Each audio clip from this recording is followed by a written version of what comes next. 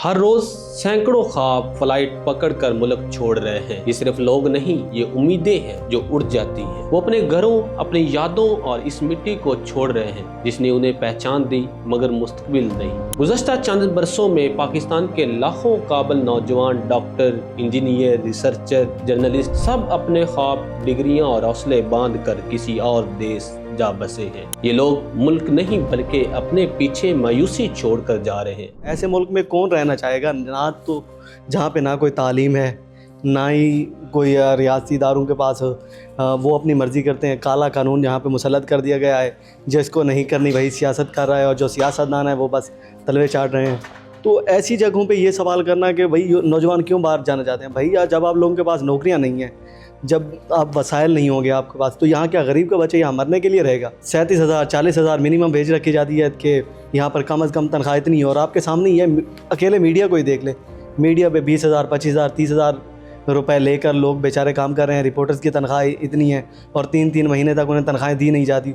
और उस पर ये फिर हम कहते हैं कि भाई लोग, हमारे नौजवान बाहर जा रहे हैं, हमारा सरमाया है वो लोग, वो क्यों बाहर जा रहे हैं, उन्हें नहीं जाना चाहिए। भाई यहाँ क्यों रहें। जी शेर, ये ब्रेन ड्रेन की जो आप बात करते हैं, और ये बड़ा एक कॉम्प्रीहेंसिव सा और बड़ा कॉम्प्लिकेटेड सा इशू है।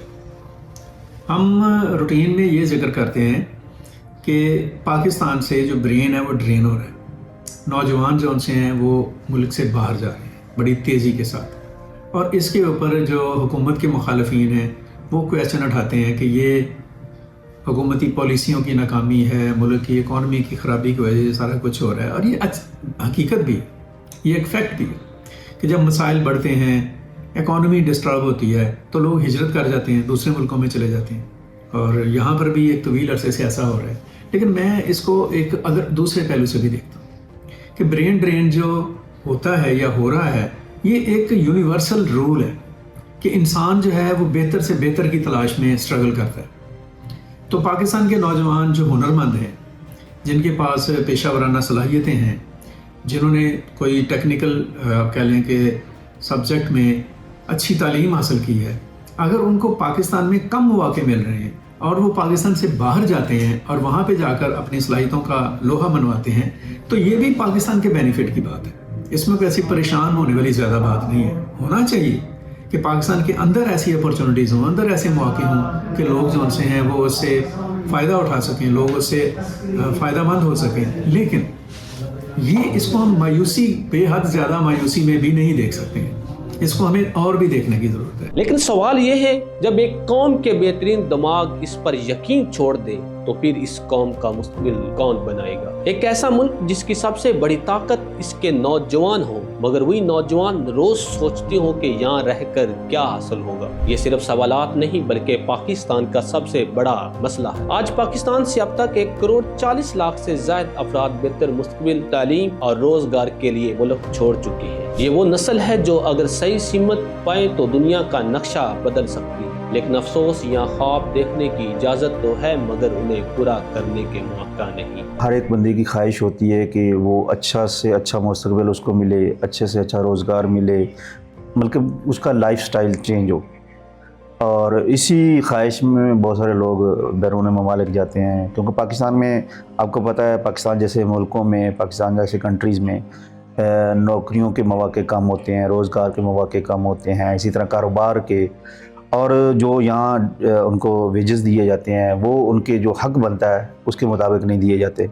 ये भी बहुत बड़ा मसला है पाकिस्तान में, क्योंकि पाकिस्तान के बहुत सारे इदारे ऐसे हैं जो इन चीज़ों को जो कवानीन बनाए गए, कवानीन तो पाकिस्तान में अच्छे हैं लेकिन कवानीन पर इम्प्लीमेंट नहीं करवाया जाता।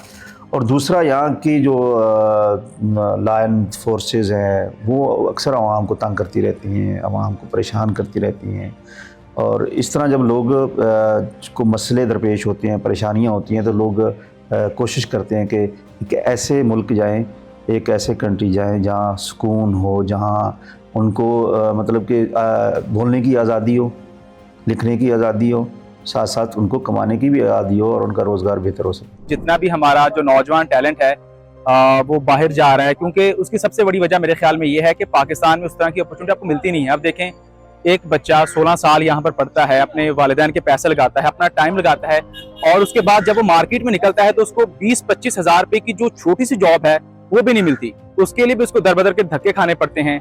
तो फिर जो ब्रेन ड्रेन की सबसे बड़ी वजह वो है ही ये कि एक बंदा, और अलमिया भी हमारा यही है कि हम तालीम हासिल भी इसी वजह से करते हैं कि हमें जो अच्छी नौकरी मिल सके। तो जब तालीम का हुसूल हमारे लिए होता है और 16 साल पढ़ने के बाद हमें अच्छी नौकरी नहीं मिलती, तो हमारे पास और कोई ऑप्शन रह ही नहीं जाता, ठीक है। तो फिर जितना भी हमारा जो नौजवान टैलेंट होता है, वो बजाय इसके कि आपने एक मुल्क में आप पैदा हुए, एक मुल्क ने आपको सब कुछ दिया और आप उसकी खिदमत करें, तो हम जो है वो बाहर जाने को तरजीह देते हैं, जो कहीं ना कहीं जस्टिफाइबल भी है। ऐसा नहीं है कि आप उनको कहें कि आप क्यों जा रहे हैं, आप यहीं पर हैं। भाई आप उनको यहाँ पर उस तरह के फैसिलिटीज दें, उनको प्रोवाइड करें, उनको वो नौकरियां दें, तो वो नहीं जाएंगे। तो जब यहाँ पर आप सारी सहूलत नहीं देते, तो वो मजबूरन जो एक स्टूडेंट होता है जिसने 16 साल की तालीम यहाँ पर ली है, पैसा खर्च किया है, तो भी मजबूर हो जाता है कि इस मुल्क ने मुझे कुछ नहीं दिया, तो जो एक वाहिद ऑप्शन मेरे पास बचता है वो बाहर जाना, तो बाहर चला जाता है। सिर्फ 2023 में ही 8 लाख पाकिस्तानी बैरून मुल्क रोजगार के लिए गए, जिनमें अक्सरियत आला तालीम याफ्ता इंजीनियर्स, डॉक्टर और IT एक्सपर्ट्स की थी। जब एक नौजवान देखता है कि बैरून मुल्क न सिर्फ तालीम का मेयार बेहतर है बल्कि सलाहियत की कदर भी है, तो वो फैसला कर लेता है कि अगर यहाँ कुछ नहीं बन सकता तो कहीं और जाकर क्यों ना बने। हमारे पड़ोसी मुल्क भारत को ही देख लीजिए, कभी वहाँ से भी लाखों लोग बाहर जा रहे थे, मगर आज वही लोग वापस आ रहे हैं, अपने मुल्क में सरमाया लगा रहे हैं, और हम अभी तक सिर्फ सोच रहे हैं कि मसला कहाँ है। आज पाकिस्तानी नौजवान न्यूयॉर्क की इमारतों में, लंदन के अस्पतालों में, दुबई के दफातर में और बर्लिन की यूनिवर्सिटियों में दुनिया को अपनी जहानत से हैरान कर रहे हैं। सोचिए, अगर यही लोग पाकिस्तान में रह जाते तो क्या हमारा मुल्क किसी और मुकाम पर ना होता। हर नौजवान जो बाहर जाता है, इसके साथ एक उम्मीद भी चली जाती है। ब्रेन ड्रेन को रोका नहीं जा सकता, मगर इसे पलटा जरूर जा सकता है। बस शर्त यह है कि हम अपने नौजवानों को सिर्फ ख्वाब न दें बल्कि इन ख्वाबों को हकीकत बनाने का मौका भी दें। ऐसे लोग जो ये डंकी शंकी लगाकर मुल्क से बाहर जाते हैं, उनके ऊपर गवर्नमेंट को चाहिए कि वो प्लान करे, एग्जीक्यूट करे चीज़ों को, मुल्क के अंदर ऐसे हालात पैदा करे कि लोग इस तरह से मुल्क छोड़कर बाहर न जाएं। ये बहुत ही अहम इशू है, बहुत अहम मामला है, बहुत अहम मौजू है। इसके साथ साथ जो पढ़े लिखे नौजवान हैं, जो प्रोफेशनल्स हैं पाकिस्तान में, फर्स्ट ऑफ ऑल तो उनको अपॉर्चुनिटीज़ मिलनी चाहिए, लेकिन अगर वो मुल्क से बाहर जाते हैं तो इसको बहुत मायूसी से नहीं देखना चाहिए। अभी आज ही कि आप देखेंगे रिपोर्ट, इन दिनों में दुनिया भर के लोग, इवन USA से, कनाडा से, UK से, यूरोप से लोग दुबई आ रहे हैं। तो क्या वहाँ पर शोर मचा देंगे लोग कि जी अमेरिका की हुकूमतें फेल हो गई हैं या इंग्लैंड की? जहाँ पे किसी को अच्छी अपॉर्चुनिटी मिल रही है वो लोग जाते हैं। And now the world is global village. ये एक दूसरे के साथ इंटरेक्ट करते हैं, जहाँ पे जिसको अच्छा मौका मिले जाना चाहिए। उसकी शक्ल में पाकिस्तान को बहुत सारे बेनिफिट्स मिलते हैं, तरसीलात ज़र की शक्ल में। पाकिस्तान का नाम रोशन होता है अगर पाकिस्तान का डॉक्टर अमेरिका में, इंग्लैंड में, दुबई में, यूरोप में, ऑस्ट्रेलिया में कहीं पे अच्छी परफॉर्मेंस देता है तो पाकिस्तानी के तौर पर उसको कंसिडर किया जाएगा।